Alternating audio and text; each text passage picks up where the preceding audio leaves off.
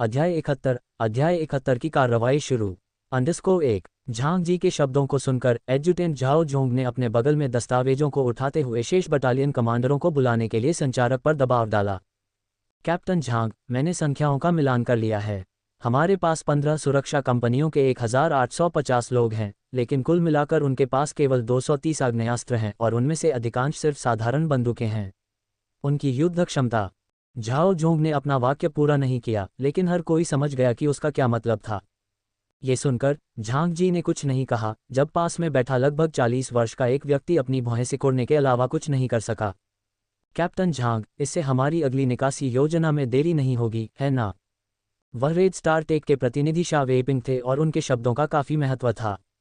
हाँ, कॉमरेड शाह, आप निश्चिंत हो सकते हैं। इन सुरक्षा कंपनी कर्मियों की युद्ध शक्ति का आकलन केवल कागजों पर उनकी संख्या से नहीं किया जा सकता है। मैं इस बात से इनकार नहीं करूंगा कि अगर हम इन 1850 कर्मियों को उनके जैसे उपकरणों के साथ युद्ध के मैदान में ले जाएं, तो शायद 180 नियमित सैनिकों के लिए भी उनका कोई मुकाबला नहीं होगा। लेकिन जब यहाँ उत्परिवर्तित प्राणियों को हटाने की बात आती है, तो यह एक अलग कहानी है।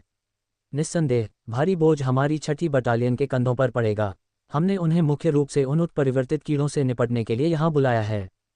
जब उन छोटी चीज़ों से लड़ने की बात आती है, तो उन पर गोली चलाना उतना प्रभावी नहीं है जितना वे अपने साथ ले जाते हैं। कभी कभी लड़ाई तियानजी की घुड़दौड़ के रणनीतिक डिवीजनों की तरह भी लड़ी जा सकती है, झांग जी ने मुस्कुराते हुए समझाया। उसी समय उन्होंने झाओ झोंग पर एक सार्थक नज़र डाली। झाओ झोंग ने तुरंत अपना सिर नीचे कर लिया, ये जानकर कि वह गलत बोल गया था। झांग जी का स्पष्टीकरण सुनकर शाह वेपिंग की भौहें शांत हो गईं। उन्हें केवल यही उम्मीद थी कि सब कुछ सुचारू रूप से आगे बढ़ेगा। जैसे ही दोनों ने बात की, एक एक करके बटालियन कमांडर कमांड वाहन के पास पहुंचे। ये बटालियन कमांडर मूल रूप से पूर्व कंपनी कमांडर थे जो युद्ध में अनुभवी थे, इसलिए झांग जी ने शब्दों को बर्बाद नहीं किया और सीधे रणनीति बताने में लग गए। अल्पविराम। 10 मिनट बाद विशाल काफिला यांग शहर से निकल गया और यूनयांग राजमार्ग की ओर चला गया। शहर के बाहर लगभग कोई अन्य वाहन नहीं था और नियमित राजमार्ग फ्रीवे के बराबर गति की अनुमति देता था। केवल 5 मिनट में वे पहले से ही डोंगलिन पर्वत श्रृंखला देख सकते थे। तभी प्रमुख सैन्य वाहन धीमा होकर रुकने लगा। चेन डालोंग ने तुरंत अपने काफिले को ऐसा करने का संकेत दिया। जल्द ही उसने एक संदेशवाहक को तेजी से आते हुए देखा, जो जोर से चिल्ला रहा था, मैं ड्रैगन सिक्योरिटी कंपनी का प्रभारी व्यक्ति कौन है? कॉमरेड, शुभ दिन, मैं कंपनी का बॉस हूँ। क्या मैं जान सकता हूँ कि यह किस बारे में है? चेन डालोन पूछताछ करने के लिए तुरंत कार से बाहर निकले। इन्हें ले लो। ये 3 सिग्नल फ्लेयर तब होते हैं जब आप खतरे का सामना करते हैं। वे मदद के लिए कॉल करने और आपके स्थान को इंगित करने के लिए होते हैं। और यह एक सैन्य संचारक है। इसका उपयोग पहाड़ों में भी विश्वसनीय रूप से किया जा सकता है, जिससे हमारे अस्थायी कमांड पोस्ट के साथ सीधा संपर्क हो सकता है। सैनिक ने चेन डालोंग को सामान सौंपते हुए कहा, इन चीज़ों को दूर रखें और फिर एक संक्षिप्त बैठक के लिए कमांड वाहन तक मेरे पीछे चलें। चेन डालोंग ने सीधे सामान ली होशिंग को सौंप दिया, फिर दूत के पीछे कमांड वाहन की ओर चल दिया। जब वह पहुंचे, तब तक लगभग सभी अन्य सुरक्षा कंपनी के मालिक पहले से ही मौजूद थे। उसी समय कमांड वाहन के किनारे की बख्तरबंद परत खुल गई, जिससे डोंगलिन पर्वत श्रृंखला का हवाई दृश्य प्रदर्शित करने वाली एक आंतरिक स्क्रीन दिखाई दी। इकट्ठा होने के बाद झांग जी ने बिना समय बर्बाद किए और बोलना शुरू किया। संक्षेप में कहें तो यूनयांग राजमार्ग 30 किलोमीटर की दूरी तक डोंगलिन पर्वत श्रृंखला से होकर गुजरता है। हमारे पास निकासी अभियान के लिए केवल 1 दिन है, सटीक रूप से कहें तो लगभग 12 घंटे, इसलिए मिशन अत्यावश्यक और व्यस्त है। इसलिए हम सीधे 3 टीमों में विभाजित होंगे। जैसे ही वह बोला, झांग जी ने एक मार्कर उठाया और स्क्रीन पर 3 वृत्त बनाए। प्रत्येक टीम लगभग 10 किलोमीटर के एक खंड के लिए जिम्मेदार होगी। जब ऑपरेशन शुरू होगा, तो हमारी सैन्य इकाइयां क्षेत्र को खाली करने के लिए सबसे पहले जाएंगी। आप बाद में अनुसरण कर सकते हैं, आपकी सुरक्षा की गारंटी दी जानी चाहिए। इस समय चेन डालोंग ने अपना हाथ उठाया और चिल्लाया, रिपोर्ट करें। यह क्या है? झांग जी ने पूछने के लिए अपनी ब्रीफिंग रोक दी। कमांडर, मैं सिर्फ सैन्य कर्मियों के पीछे नहीं चलना चाहता। मैं यहाँ सैन्य योग्यता अर्जित करने के लिए आया हूँ, दर्शक बनने के लिए नहीं, चेन डालोंग ने स्पष्ट रूप से कहा। अन्य सुरक्षा कंपनी के मालिक अवाक होकर चेन डालोंग को देखते रहे। हालांकि उनमें से कुछ को ऐसा ही लगा, लेकिन किसी ने भी इस सभा में इतने खुले तौर पर ऐसे विचार व्यक्त करने की हिम्मत नहीं की।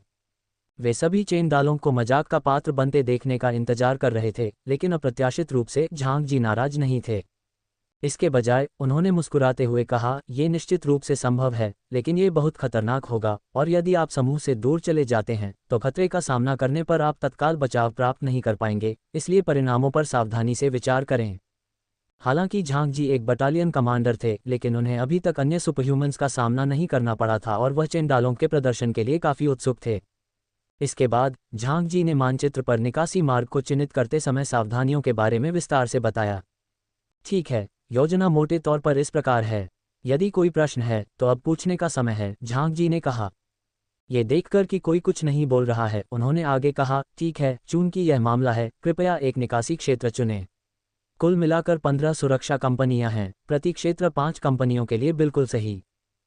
जैसे ही झांग जी ने बोलना समाप्त किया, चेंडालोंग ने तुरंत कहा, मैं मध्य क्षेत्र चुनता हूं। उसे लॉर्ड पेरेट से नक्शा पहले ही मिल चुका था, जिसमें मध्य क्षेत्र सबसे अधिक उत्परिवर्तित प्राणियों से भरा हुआ और इस प्रकार सबसे खतरनाक दिखाया गया था। चेंडालोंग को पहल करते हुए देखकर अन्य मालिकों को मात नहीं देनी पड़ी और उन्होंने अपनी पसंद बनाना शुरू कर दिया। विशेष रूप से जो लोग महत्वपूर्ण प्रभाव डालने का इरादा रखते थे वे मध्य क्षेत्र में स्थान चाहते थे। हालांकि प्रति क्षेत्र केवल 5 स्लॉट के साथ अंततः झांग जी ने शीर्ष रैंक वाली कंपनियों स्टार शील्ड, चीता और यानहुआन को उनकी ताकत के आधार पर उस क्षेत्र में नियुक्त किया। अंतिम स्थान के न्याओवन की हेओ कंपनी ने लिया। जहां तक शेष कंपनियों का सवाल है, हालांकि कुछ हद तक अनिच्छुक थी, उन्हें या तो आगे या पीछे का क्षेत्र आवंटित किया गया था। टीम वितरण पूरा होने के साथ काफिला 3 भागों में विभाजित हो गया। जल्द ही टीमें आगे बढ़ती रहीं और जल्द ही वे आधिकारिक तौर पर डोंगलिन पर्वत श्रृंखला में प्रवेश कर गईं। यहाँ पीछे का काफिला रुक गया, जो सफाई अभियान शुरू करने के लिए तैयार था। अन्य 2 टीमें चलती रहीं। लगभग 10 मिनट बाद मध्य क्षेत्र में चेंडालोंग की टीम भी रुक गई। उनकी टीम सबसे बड़ी थी। आगे और पीछे के क्षेत्रों के लिए सेना ने प्रत्येक कंपनी के आकार की केवल 3 इकाइयां नियुक्त की थीं। हालांकि यहाँ मध्य क्षेत्र के लिए कंपनी के आकार की 4 इकाइयां थीं और यहाँ तक कि कैप्टन झांग स्वयं व्यक्तिगत रूप से प्रभारी थे। जैसे ही गाड़ियां रुकीं, संचारक पर झांग जी की आवाज़ गूंज उठी, सभी लड़ाकू दल योजना के अनुसार आगे बढ़ें। सुरक्षा कंपनियां अनुसरण कर सकती हैं या स्वतंत्र रूप से काम कर सकती हैं। प्राप्त हुआ। संचारक तुरंत टीम के अन्य नेताओं की आवाज़ से भर गए। चेंडालोंग ने झट से प्राप्त कहा भी। इसके तुरंत बाद उन्होंने उत्सुकता से अपनी कंपनी के सभी लड़ाकू कर्मियों को इकट्ठा किया। अध्याय 72 अतुल्य कौशल _1। कुछ ही देर में 85 लड़ाकू कर्मी इकट्ठे हो गए। जहां तक उन 15 लॉजिस्टिक स्टाफ सदस्यों की बात है जो वहां केवल नंबर बनाने के लिए आए थे, चेंडालोंग ने वैसा ही किया जैसा उन्होंने पहले कहा था। उन्हें वाहनों में रहने दिया, वे बाद में ड्राइवर बनेंगे। हर कोई, जो कुछ भी कहा जाना चाहिए वह पहले कहा जा चुका है। जब तक आप खुद को अलग पहचान देते हैं, मैं पुरस्कार देने में कंजूसी नहीं करूंगा। अब आपके पास ये जांचने के लिए 3 मिनट हैं कि आपका उपकरण पूरा हो गया है या नहीं, फिर हम चलेंगे, चेंडालोंग ने जोर से घोषणा की। हाँ, भीड़ ने एक सुर में जवाब दिया। इस समय केवल मैं ड्रैगन सिक्योरिटी कंपनी ही कार्रवाई नहीं कर रही थी, अन्य सुरक्षा कंपनियां भी जुटने लगीं। निस्संदेह सबसे तेज सिटी गार्ड टीम थी, जो पूर्व निर्धारित मार्गों का अनुसरण करते हुए राजमार्ग के दोनों ओर घने जंगलों में प्रवेश कर गई। प्रत्येक सैनिक बहुत अच्छी तरह से प्रशिक्षित था, तेजी से और चुपचाप आगे बढ़ रहा था। जंगल में प्रवेश करने के बाद वे बेतरतीब ढंग से तितर-बितर हो गए, लेकिन वास्तव में प्रत्येक व्यक्ति एक दूसरे को कवर करने में सक्षम था। उसी समय कई रोटरी विंग ड्रोन स्पष्ट रूप से समन्वित हमले के पैटर्न को अपनाते हुए आकाश में चले गए। इस तमाशे ने चेंडालोंग को ईर्ष्यालु बना दिया। वह सोचने लगा कि उसके अपने लोग इतने अच्छे से प्रशिक्षित हो सकते हैं।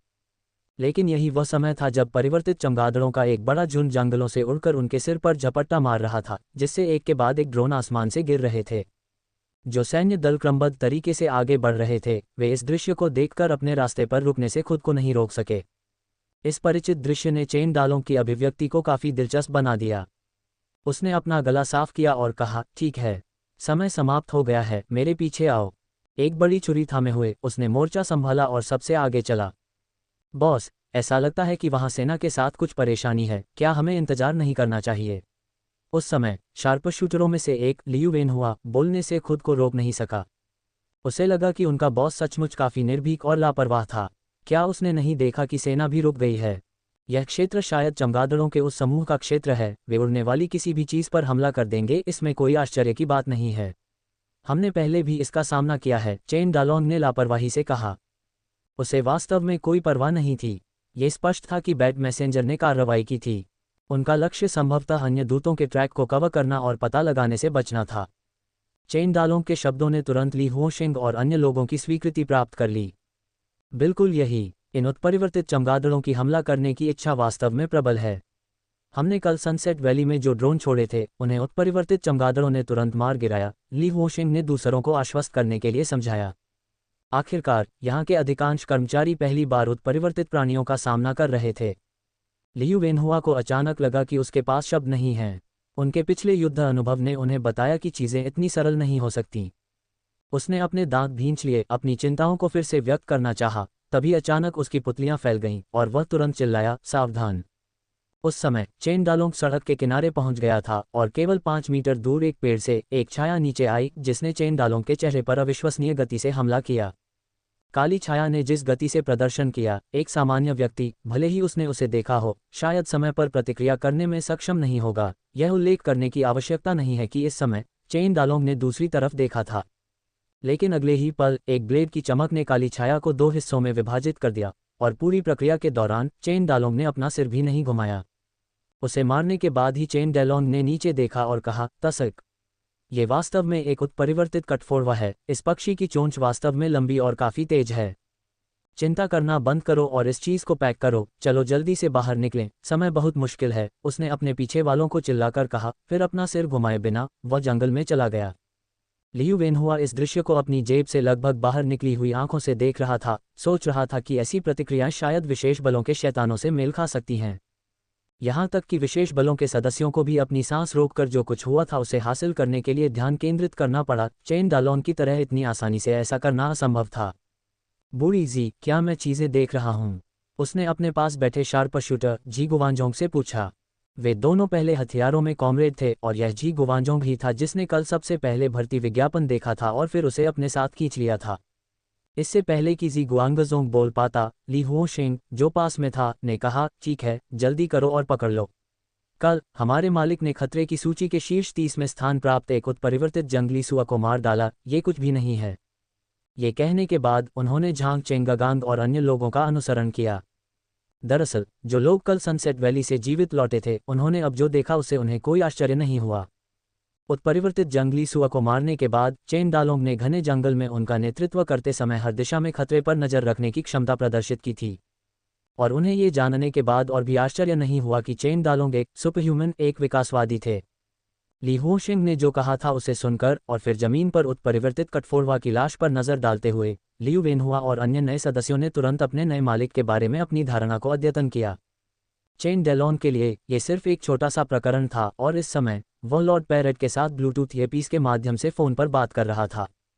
2 बजे की दिशा में 50 मीटर आगे बढ़ें, चट्टानों के बीच एक उत्परिवर्तित गिरगिट छिपा हुआ है। इसके आकार को देखते हुए इसकी कीमत लगभग 4 सैन्य गुणों के बराबर होनी चाहिए। हम, चेन डालोंग ने धीमी आवाज में जवाब दिया, अचानक दिशा बदली और पत्थरों के ढेर की ओर चल दिया जिसका उल्लेख लॉर्ड पैरेट ने किया था। इस प्रक्रिया के दौरान वह अपने आसपास की गतिविधियों के प्रति भी लगातार सतर्क रहता था और उन मूर्ख उत्परिवर्तित कीड़ों को मारने के लिए तैयार रहता था। खतरे के प्रति यह अंतर्ज्ञान उसे विकासवादी बनने के बाद प्राप्त हुआ था। हालांकि अफसोस की बात है कि इतने कम समय में वह अभी भी यह नहीं सीख पाया कि निवारण के लिए अपनी स्वयं की आभा को कैसे मुक्त किया जाए, जैसा कि लॉर्ड पैरेट ने उल्लेख किया था, अन्यथा यह अधिक सुविधाजनक होता।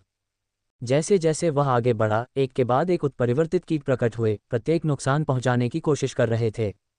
उत्परिवर्तित झींगुर, उत्परिवर्तित सुनहरे कछुए, उत्परिवर्तित ड्रैगनफ्लाइज, उत्परिवर्तित छड़ी कीड़े, उत्परिवर्तित लकड़ी बोरिंग जू और यहाँ तक कि कई उत्परिवर्तित कीड़े जिन्हें चेन डालोंग पहचान नहीं सका। निस्संदेह जब ये उत्परिवर्तित कीड़े सामने आए तो उनका अंत एक ही था, या तो चेन डालोंग द्वारा आधे में काट दिया गया या उन्हें लात मारकर मार दिया गया।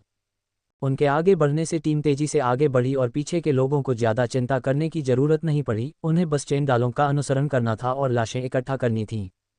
मैं ड्रैगन सिक्योरिटी कंपनी के कर्मचारी अपने बॉस को इतना दुर्जय देखकर उत्साहित थे, लेकिन लियू वेनहुआ और अन्य दिग्गज जितना अधिक देखते थे उतना ही अधिक चुप हो जाते थे और अधिक हैरान भी होते थे।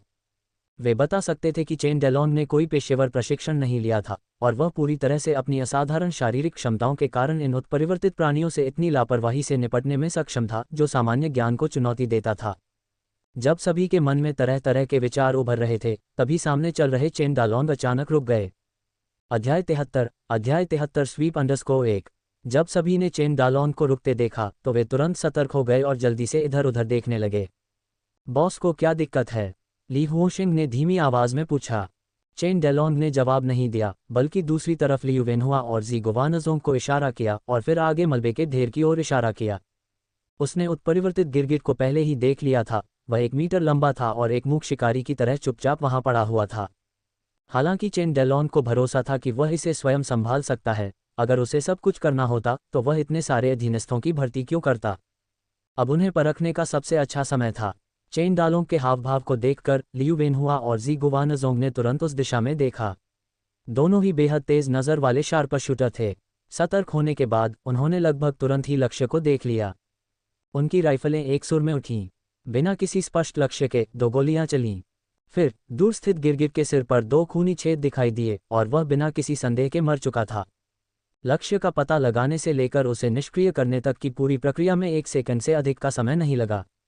अच्छा काम। चेन डेलोंग ताली बजाने और खुश होने से खुद को नहीं रोक सके। उन्हें लगा कि उनके 100,000 युआन अच्छे से खर्च हो गए।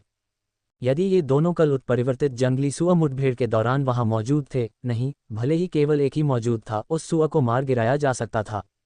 इस समय सुरक्षा कंपनी के अन्य सदस्यों ने अंततः प्रतिक्रिया व्यक्त की और उन सभी ने तुरंत अपनी चापलूसी की पेशकश की। प्रभावशाली, वास्तव में शार्प शूटर शीर्षक के योग्य। मैंने प्रतिक्रिया भी नहीं की और वह चीज़ पहले ही हटा दी गई थी। निकट युद्ध में अपराजय बॉस और लंबी दूरी के 2 शार्प शूटरों के साथ हमारी कंपनी तेजी से आगे बढ़ने की राह पर है। हर किसी से प्रशंसा सुनकर लियू वेनहुआ और जी गुवानजोंग को कुछ शर्मिंदगी महसूस हुई। उनके और उस मलबे के ढेर के बीच की दूरी केवल 15 या 16 मीटर थी। कोई भी स्नाइपर निश्चित रूप से लक्ष्य को भेद सकता था।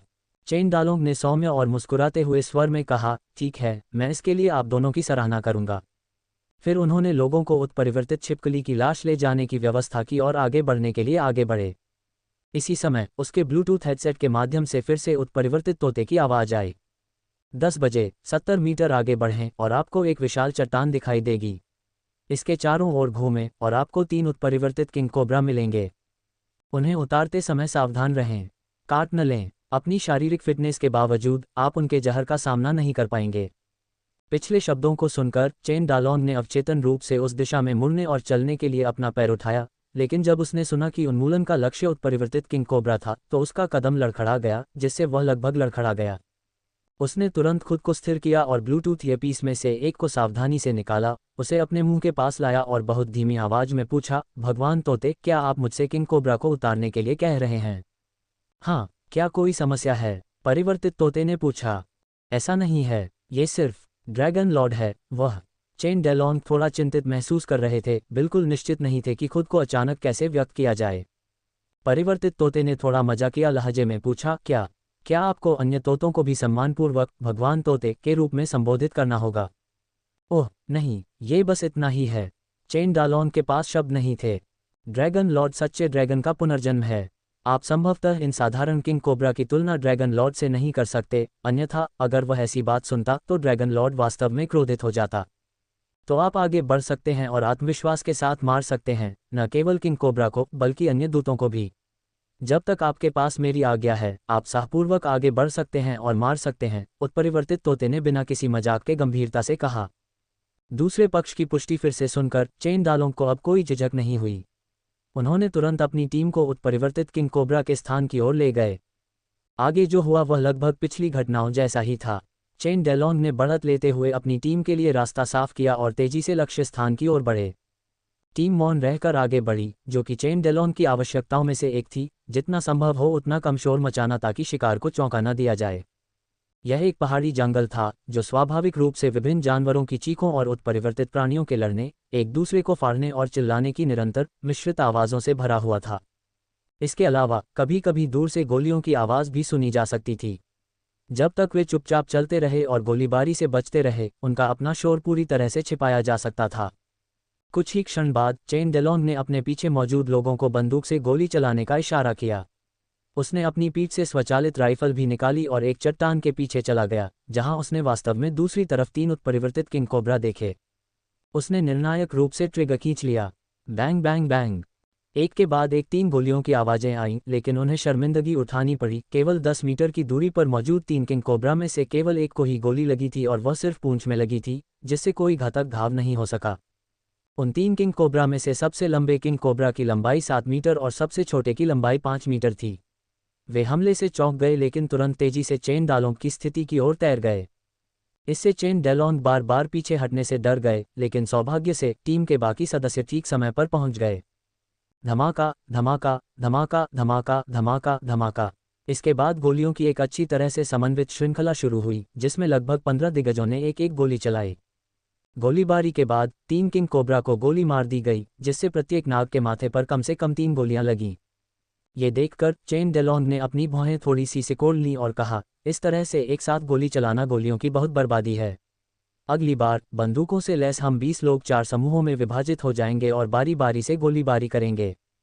चेन डालों की बातें सुनकर जो लोग गोली चलाने के लिए उत्सुक थे, उनके चेहरे पर शर्मिंदगी के भाव दिखे।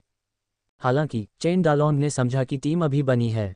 युद्ध के दौरान ये निर्धारित करना आवश्यक था कि आग लगाने का प्रभारी कौन था, कवर कौन प्रदान करता था और अंतिम प्रहार कौन करता था।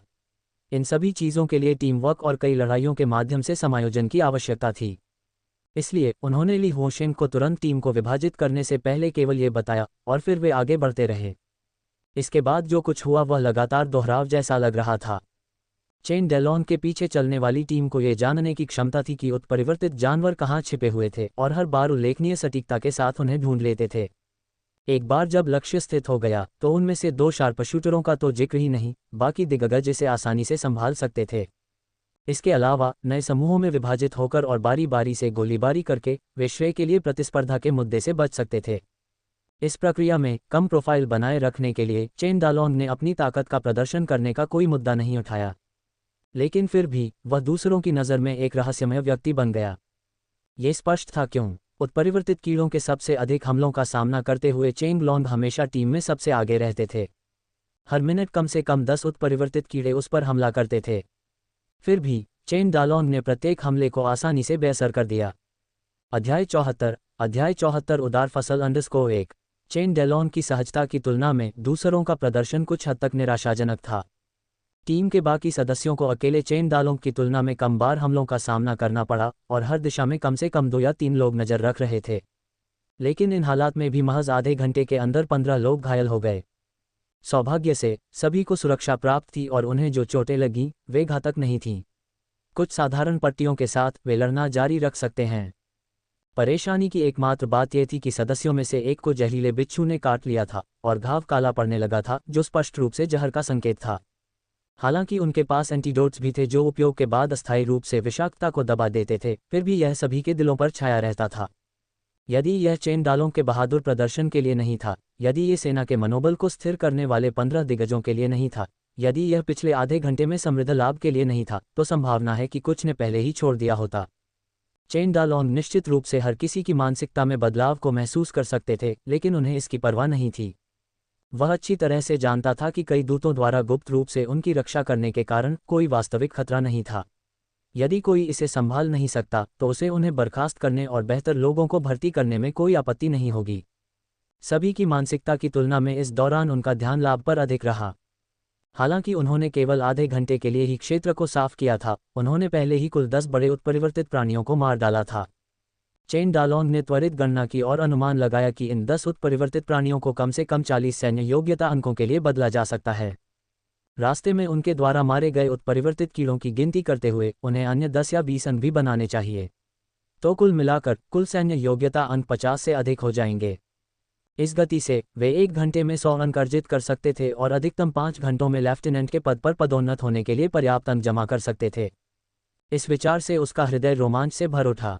तभी ब्लूटूथ हेडसेट के माध्यम से उत्परिवर्तित तोते की आवाज़ फिर से आई। इस क्षेत्र में उत्परिवर्तित प्राणी जिन्हें सैन्य योग्यता अंकों के लिए आदान प्रदान किया जा सकता है, लगभग पूरी तरह से हटा दिया गया है। अब केवल एक ही बचा है। यदि आप 4 बजे की दिशा में 100 मीटर तक जाएंगे तो आप इसे देखेंगे। यह आपके लिए एक बड़ा उपहार है। इन शब्दों से आश्चर्यचकित होकर चेन डालोंग ने हल्के आश्चर्य से पूछा, भगवान तोता, कैसा बड़ा उपहार? अरे, जब आप इसे देखेंगे तो आपको इसका पता चल जाएगा, उत्परिवर्तित तोते ने कहा। लॉर्ड पैरेट को शर्मीले अंदाज में खेलते हुए देखकर चेन डालोंग ने बेवजह उसका इंतजार करना शुरू कर दिया। उन्होंने तुरंत टीम को एक नई दिशा में आगे बढ़ाया, सीधे उस दिशा की ओर बढ़े जो लॉर्ड पैरेट ने बताया था। 100 मीटर कोई लंबी दूरी नहीं थी। चेन डेलॉन्ग सबसे आगे चलते हुए झाड़ियों को अलग करते रहे और उनसे बाहर निकलने वाले उत्परिवर्तित कीड़ों को लापरवाही से मारते रहे। जैसे ही वह एक बार फिर 2 छोटे बरगद के पेड़ों के बीच से गुजरा, उसने अचानक महसूस किया कि उसके सामने के पेड़ नाटकीय रूप से लंबे हो गए हैं। बेशक यहाँ के जंगल में पेड़ों की ऊंचाई का अलग अलग होना सामान्य बात थी, इसलिए यह अजीब नहीं था। लेकिन जब चेन डेलॉन्ग ने अपने सामने का दृश्य स्पष्ट रूप से देखा तो उसके शरीर के बाल तुरंत खड़े हो गए। इन ऊंचे पेड़ों के बीच 1 दर्जन मकड़ी के जाले थे, जिनमें से प्रत्येक की चौड़ाई 20 से 30 मीटर तक थी। इससे भी महत्वपूर्ण बात यह है कि मकड़ी के जाले विभिन्न उत्परिवर्तित प्राणियों से भरे हुए थे। उत्परिवर्तित कीड़ों के बारे में कहने की जरूरत नहीं है, लेकिन इससे भी अधिक चौंकाने वाली बात यह है कि 1 से 2 मीटर के पंखों वाले दर्जनों या अधिक उत्परिवर्तित पक्षी प्रजातियां पकड़ी गईं। सबसे भयानक एक मकड़ी का जाल था जिसमें एक उत्परिवर्तित ग्रे हंस लटका हुआ था, जिसके पंखों का फैलाव 5 मीटर तक था। ऐसे आकार का एक उत्परिवर्तित पक्षी भले ही उनकी टीम के सामने आ जाए, सावधानी से निपटना होगा, क्योंकि एक चूक से मौत हो सकती है। फिर भी ये सभी केवल शिकार थे। केंद्र के पास मकड़ी के जाल में एक विशाल मकड़ी थी जिसका आकार 3 मीटर से अधिक था। अन्य उत्परिवर्तित प्राणियों की तुलना में इसका आकार विशेष रूप से विशाल नहीं था, लेकिन चेन डालॉन को प्राणी से निकलने वाले घातक खतरे का एहसास हुआ। लगभग तुरंत ही उन्होंने ये निष्कर्ष निकाला कि जिस उत्परिवर्तित मकड़ी का वह सामना कर रहे थे वह निश्चित रूप से दूसरे चरण में पहुंच गई थी, जो खतरे की सूची के योग्य थी। जिस बात ने उसे और भी अधिक भयभीत कर दिया वह ये थी कि परिवर्तित मकड़ी की आंखें बिना पलक झपकाए उसे घूर रही थीं। गल्प। चेन डेलॉन्ग ने जोर से निगल लिया। इस समय उसके पैर कांप रहे थे, वह आसन भय की भावना से अभिभूत था।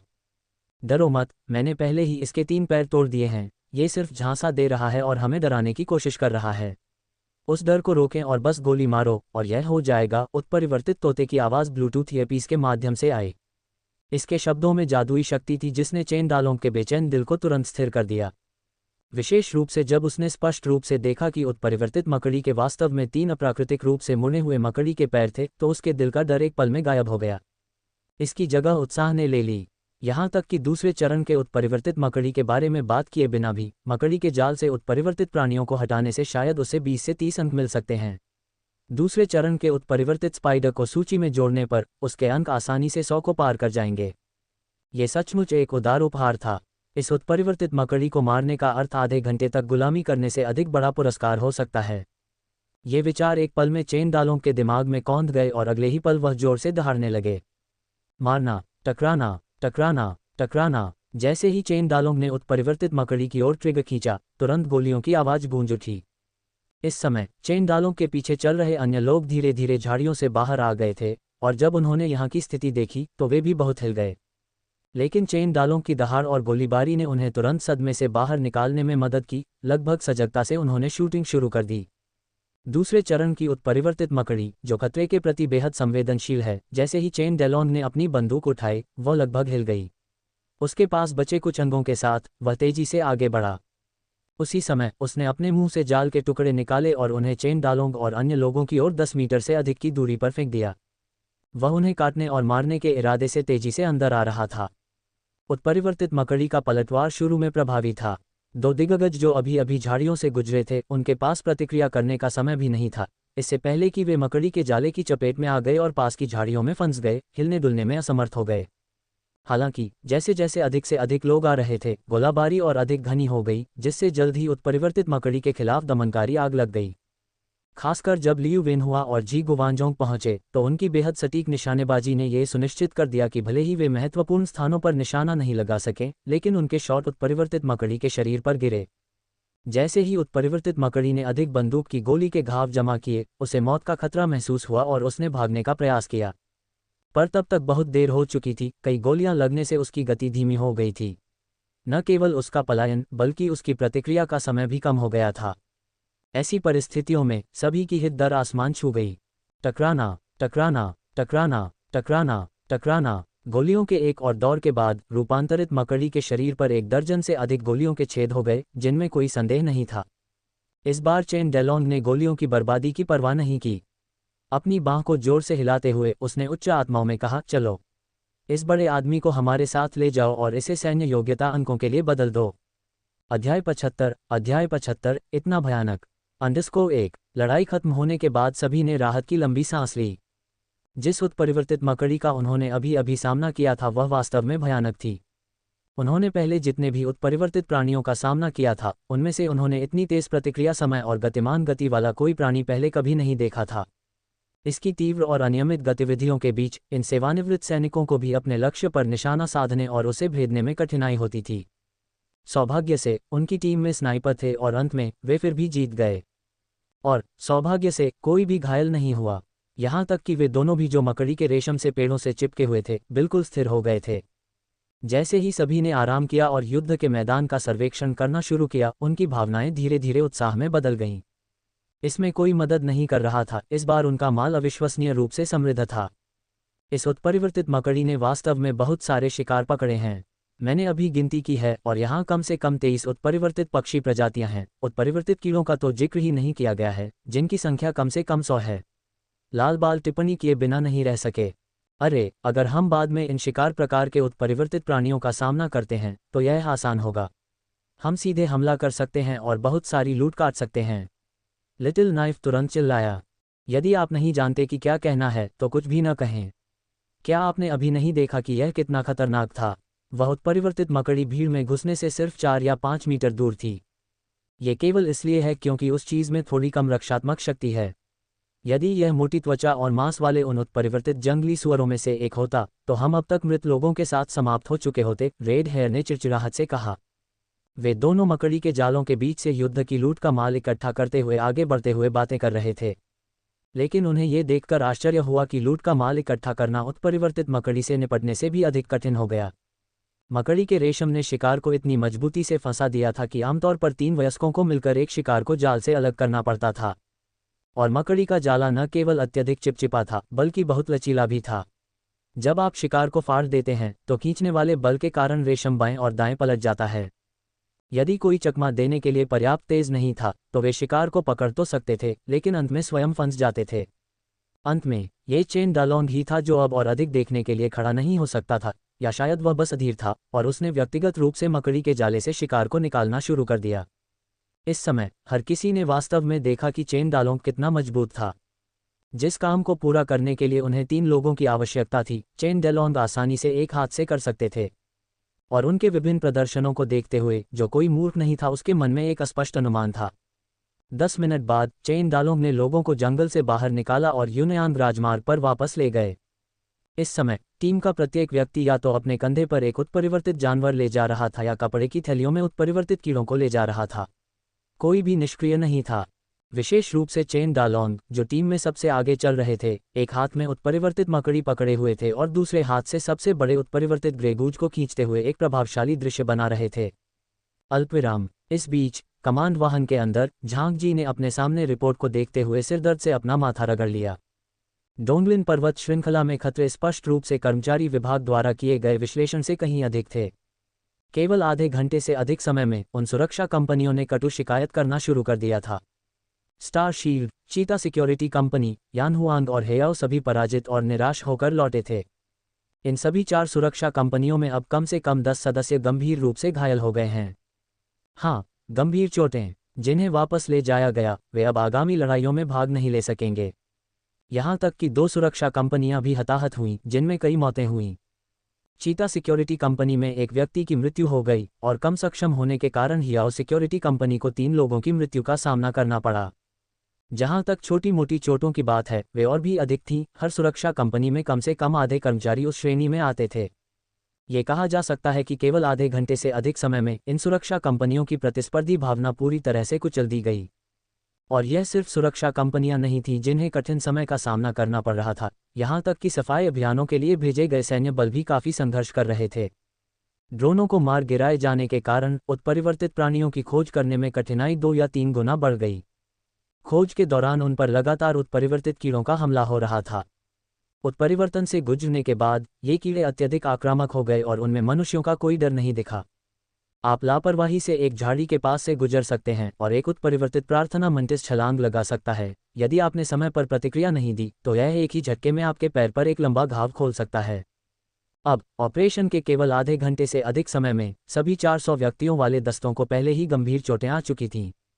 झांग जी ने अपने मन में विभिन्न चिड़चिड़े विचारों को दबाते हुए एक गहरी सांस ली और अपने बगल में एडजुटेंट झाओ झोंग से कहा, जाओ और उन सुरक्षा कंपनी के मालिकों से फिर से कुछ समझदारी की बात करो। उन्हें अपनी युद्ध शैली बदलने और बाद में हमारे सैनिकों का अनुसरण करने के लिए कहें। जहां तक सैन्य सम्मान की उनकी इच्छा का सवाल है तो इस पर समझौता किया जा सकता है। हम उत्परिवर्तित कीड़ों को मारने के लिए सैन्य प्रशंसा बढ़ा सकते हैं। किसी भी स्थिति में हम उनके प्रयासों को व्यर्थ नहीं जाने देंगे। झाओ झोंग कुछ परेशान दिखे लेकिन फिर भी सिर हिलाया, ठीक है, मैं समझता हूं। जैसे ही उसने उस आदमी को जाते देखा, झांग जी ने फिर से आह भरी। वह जानता था कि ऐसी व्यवस्थाएं केवल अस्थायी रूप से स्थिति को स्थिर कर सकती हैं और जनशक्ति इकट्ठा करने का मतलब सफाई की गति धीमी हो जाएगी। ऐसा प्रतीत नहीं होता था कि वे आज मिशन पूरा कर पाएंगे जब तक कि उन्होंने अभी सुदृढ़ीकरण की मांग नहीं की। लेकिन उनकी छठी वाहिनी कल काफ़ी बातचीत के बाद बमुश्किल आवश्यक कार्यकर्ताओं को इकट्ठा करके पहले ही इकट्ठी कर ली गई थी। थोड़ी देर की चुप्पी के बाद झांग जी ने बगल में टेलीफोन से संपर्क किया। वह डांट के लिए पहले से ही तैयार था। जैसे ही उसने हैंडसेट उठाया और डायल करने ही वाला था, एक संदेशवाहक हड़बड़ाता हुआ अंदर आया। संदेशवाहक ने उत्साहपूर्वक कहा, रिपोर्ट, मैं ड्रैगन सिक्योरिटी कंपनी वापस आ गई है और उनके पास बहुत कुछ है। झांग जी का हाथ, जो डायल करने के लिए तैयार था, रुक गया और वह आश्चर्य से पलट गया। उनका स्टाफ हर 10 मिनट में प्रत्येक टीम से संपर्क कर उनकी स्थिति के बारे में जानकारी लेगा। मैं ड्रैगन सिक्योरिटी कंपनी वह कंपनी थी जिस पर उन्होंने विशेष ध्यान दिया था और वह उनकी रिपोर्टों से परिचित थे। हालांकि वे बार बार आश्वासन दे रहे थे कि सब कुछ सुचारू रूप से चल रहा है। सुचारू की परिभाषा व्यापक है, इसलिए उन्होंने बाद में इस पर अधिक ध्यान देना बंद कर दिया था। लेकिन अब दूत की उत्साहित अभिव्यक्ति देखकर उसके दिल में प्रत्याशा की लहर दौड़ गई। चलो चलो देखते हैं, उन्होंने हैंडसेट नीचे रखते हुए और कमांड वाहन से बाहर निकलते हुए कहा। जब उसने दूत द्वारा बताई गई दिशा में देखा, मानसिक रूप से तैयार होने के बावजूद वह क्षण भर के लिए स्तब्ध रह गया। इसकी मदद नहीं की जा सकती थी। चेन डेलॉन की छोटी आकृति का दृश्य, एक हाथ में 3 मीटर लंबी उत्परिवर्तित मकड़ी और दूसरे हाथ में 5 मीटर लंबी उत्परिवर्तित पक्षी को खींचते हुए, कुछ हद तक चौंकाने वाला था। उस क्षण उसके मन में अनायास ही 4 शब्द उभर आए, वास्तव में भयानक। यही सोचते सोचते वह तेजी से घटनास्थल की ओर चल दिया। लेकिन व्यक्तियों का एक समूह उससे भी अधिक तेज और उत्साहित था। एक नज़र से ही उसे पता चल गया, वे यांगचेंग अनुसंधान संस्थान द्वारा भेजे गए अनुसंधानकर्मी थे। अध्याय 76, ईर्ष्या से हरा _1। सेना उत्परिवर्तित प्राणियों को खत्म करने के लिए डोंगलिन पर्वत श्रृंखला में अपना पहला बड़े पैमाने पर आक्रमण शुरू कर रही थी। ये स्पष्ट था कि इस उन्मूलन मिशन से भारी संख्या में निष्क्रिय लाशें निकलेंगी। इसलिए यांगचेंग रिसर्च इंस्टीट्यूट और म्यूटेंट मैनेजमेंट ब्यूरो दोनों ने लोगों को विशेष रूप से भेजा था। स्वाभाविक रूप से सेना ने इसका स्वागत किया क्योंकि यह एक जीत की स्थिति थी। साइट पर इन पेशेवरों के साथ उत्परिवर्तित प्राणियों की पहचान करने का कार्य उन्हें सौंपा जा सकता है। झांग जी की तुलना में, जो इस बात की अधिक परवाह करते थे कि मिशन पूरा हुआ या नहीं, उनके साथ आए शोधकर्ता केवल इस बात में रुचि रखते थे कि किस प्रकार के उत्परिवर्तित प्राणियों का शिकार किया गया था। जब 4 सुरक्षा कंपनियां पहले लौटीं तो झांग जी परेशान थे, लेकिन शोधकर्ता रोमांचित थे। उनके लिए सुरक्षा कंपनियों द्वारा वापस लाए गए कई उत्परिवर्तित कीड़े दुर्लभ प्रजातियां थीं। इसलिए वे सैन्य टीम और मैड ड्रैगन सुरक्षा कंपनी के बारे में और भी अधिक आशावान थे, जो अभी तक वापस नहीं आई थी। उनकी उम्मीदें निराश नहीं हुईं। जब उन्होंने मैड ड्रैगन सिक्योरिटी कंपनी के सदस्यों को लौटते देखा, जिनमें से प्रत्येक के पास एक उत्परिवर्तित प्राणी था, तो शोधकर्ता ऐसे दौड़े जैसे कि वे एड्रेनालाइन पर हों। हे भगवान, यह एक उत्परिवर्तित स्पिनिंग स्पैरो, उत्परिवर्तित सिल्वरबिल, उत्परिवर्तित ग्रेट टिट, उत्परिवर्तित मल्लाड और इतना बड़ा उत्परिवर्तित ग्रेलेग गूज है। उन्होंने इन मायावी उत्परिवर्तित पक्षी प्रजातियों में से इतनी सारी प्रजातियों को कैसे पकड़ लिया?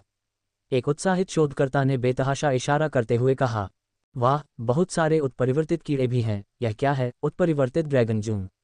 बहुत बढ़िया, हमारे पास संस्थान में ऐसा कोई नमूना नहीं है, एक अन्य शोधकर्ता खुशी से चिल्लाया। उस समय प्रोफेसर लियू जी, जो टीम का नेतृत्व करने के प्रभारी थे, ने अन्य उत्परिवर्तित प्राणियों की परवाह नहीं की और अपने सहायक के साथ सीधे चेन डालोंग के पास गए। उसने चेन के हाथ में उत्परिवर्तित मकड़ी को ऐसे देखा जैसे वह कोई दुर्लभ खजाना हो। यह मकड़ी की कौन सी प्रजाति है? इसने इतना बड़ा परिवर्तन क्यों किया है? त्वरित स्पिरिट एनर्जी डिटेक्टर, उन्होंने प्राणी की जांच करते समय अपने सहायक से आग्रह किया। सहायक ने तुरंत अपने बैकपैक से एक सटीक उपकरण निकाला और उसे उत्परिवर्तित मकड़ी पर रख दिया। जल्द ही जब डिवाइस पर मूल्य दिखाई दिया तो सहायक ने उत्साहपूर्वक कहा, प्रोफेसर लियू, ये वास्तव में एक दूसरे क्रम का प्राणी है, पहला दूसरा क्रम उत्परिवर्तित स्पाइडर जिसका हमने सामना किया है। प्रोफेसर लियू जी रोमांचित थे और उन्होंने कहा, फिर जल्दी से वहां के रसद विभाग से संपर्क करें, उन्हें एक वाहन तैयार करें और इसे विशेष उपकरणों का उपयोग करके संरक्षित करने के लिए तुरंत संस्थान में वापस भेजें। जब तक हम इस पर गहन शोध करते हैं, हम अपनी शोध उपलब्धियों को काफ़ी आगे बढ़ा सकते हैं। अहम। चेन डेलोंग ने अपना गला साफ करते हुए उससे टोकते हुए कहा, माफ़ करें, मुझे आपके इसे हटाने पर कोई आपत्ति नहीं है, लेकिन आपको मिलिट्री मेरिट पॉइंट्स का निपटान करना चाहिए, है ना? तभी लियू जी ने चेन डालोंग की ओर देखा और कुछ हद तक माफ़ी मांगते हुए कहा, क्षमा करें, मैंने इसे नज़रअंदाज कर दिया। यांगचेंग रिसर्च इंस्टीट्यूट की ओर से मैं हमारे शोध में आपके महत्वपूर्ण योगदान के लिए आपको धन्यवाद देता हूँ। इसके अलावा मिलिट्री मेरिट पॉइंट्स के बारे में चिंता न करें, ऐसा ही होता है कि इसे हमारे शोध संस्थान और म्यूटेंट मैनेजमेंट ब्यूरो द्वारा एक साथ जोड़ा जाता है। मैं तुरंत आपके लिए किसी से इसकी गणना करवाऊंगा। चेन डालोंग को स्वाभाविक रूप से इस पर कोई आपत्ति नहीं थी और वह बोलने ही वाले थे कि उन्होंने टीम लीडर झांग जी को आते देखा। अपने आगमन पर झांग जी ने मैड ड्रैगन सिक्योरिटी कंपनी द्वारा वापस लाई गई ट्रॉफियों को नहीं देखा, बल्कि प्रत्येक सुरक्षा सदस्य को स्कैन किया, जिससे उनके चेहरे पर आश्चर्य और आश्चर्य की अभिव्यक्ति दिखाई दी। क्या इस बार आपके साथ कोई गंभीर रूप से घायल नहीं हुआ? झांग जी ने अवलोकन करते हुए पूछा। गंभीर रूप से घायल? एक व्यक्ति को उत्परिवर्तित विषैले बिच्छू ने काट लिया था, क्या उसकी गिनती है? चेन डालोंग से पूछताछ की। वह मायने रखता है, तो इसका मतलब केवल एक ही व्यक्ति है। झांग जी ने कुछ हद तक भावुक होते हुए कहा। ओह हाँ, इसके बारे में क्या? चेन डालोंग ने पूछा। झांग जी ने उत्तर नहीं दिया लेकिन पूछना जारी रखा, फिर आपने कितना क्षेत्र साफ किया? चेन डालोंग उसके स्वर में प्रत्याशा सुन सकता था, इसलिए उसने संकोच नहीं किया और नक्शा खोलने के लिए अपना स्मार्टफोन निकाला जहां उसने एक वृत्त बनाया था। चेन डालोंग ने तुरंत कहा, यह क्षेत्र पहले ही साफ कर दिया गया है, इसलिए मूल रूप से कोई खतरनाक उत्परिवर्तित प्राणी नहीं बचा है। इतना विशाल क्षेत्र। हालांकि झांग जी ने मानसिक रूप से खुद को तैयार कर लिया था जब उन्होंने उन उत्परिवर्तित प्राणियों को देखा जिन्हें दूसरी पार्टी वापस ले आई थी, फिर भी वह इस समय चिल्लाने के अलावा कुछ नहीं कर सके। ओह, ये सब ठीक है, चेन डालोंग ने विनम्रता से कहा। ये बिल्कुल ठीक नहीं है, ये बहुत अच्छा है, अन्य 4 सुरक्षा कंपनियों ने मिलकर आपके जितना काम पूरा नहीं किया है। झांग जी ने बिना कंजूसी के प्रशंसा की। यदि पहले उसे इस बारे में कोई संदेह था कि क्या चेन डेलोंग एक अलौकिक व्यक्ति था, तो अब तक उसके पास कुछ भी नहीं था। मैड ड्रैगन सिक्योरिटी कंपनी सिर्फ एक स्टार्टअप थी और हालांकि इसने कुछ ऐसे दिग्गजों की भर्ती की थी जो हेयाओ सिक्योरिटी कंपनी से कमतर नहीं हो सकते थे, लेकिन इसकी तुलना शीर्ष 3 रैंक वाली सुरक्षा कंपनियों से नहीं की जा सकती थी। फिर भी उपलब्धि के ऐसे रिकॉर्ड के साथ और हालांकि यह स्पष्ट नहीं था कि उन्होंने इसे कैसे प्रबंधित किया, इसमें कोई संदेह नहीं था कि सारा श्रेय चेन डालोंग को था। झांग जी की बातें सुनकर चेन डालोंग कुछ हद तक आश्चर्यचकित हो गए। सचमुच? क्या वे इतने बुरे हैं? वह लगभग बोल ही पड़ा, लेकिन तुरंत हल्के से खांसते हुए खुद को सुधारा, खांसी। मेरे कहने का मतलब यह है कि वे इसे गंभीरता से नहीं ले रहे हैं। यह इसे गंभीरता से न लेने की बात नहीं है, उनमें बस क्षमता की कमी है। आपके अलावा अन्य सभी सुरक्षा कंपनियों को भारी नुकसान उठाना पड़ा है। प्रत्येक यात्रा 1 दर्जन लोगों को लिटाकर वापस लाने के साथ समाप्त होती है और मामूली चोटों वाले लोगों की संख्या अधिक है। वास्तव में, यदि आपके पास हीरे की ड्रिल नहीं है, तो चीनी मिट्टी के काम के लिए उपयुक्त नौकरियां न लें। अंत में, झांग जी भी मदद नहीं कर सके लेकिन शिकायत कर सके। दरअसल, ये पूरी स्थिति चेन डालों के प्रमुख उदाहरण द्वारा स्थापित की गई थी। यदि वह पहले निकलने का बीड़ा नहीं उठाता, तो अन्य सुरक्षा कंपनियां इस तरह के आवेगपूर्ण और लापरवाह विकल्प नहीं चुनतीं। लेकिन ये विचार झांग जी केवल अपने तक ही रख सकते थे।